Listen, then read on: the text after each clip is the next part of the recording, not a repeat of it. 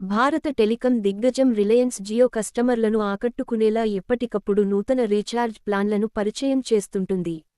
అందులో భాగంగా ఇటీవల మరో కొత్త ప్లాన్ను ఆవిష్కరించింది.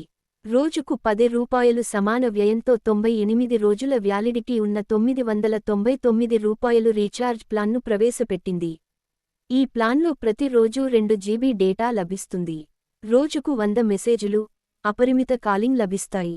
భారత టెలికాం దిగ్గజం రిలయన్స్ జియో కస్టమర్లను ఆకట్టుకునేలా ఎప్పటికప్పుడు నూతన రీఛార్జ్ ప్లాన్లను పరిచయం చేస్తుంటుంది.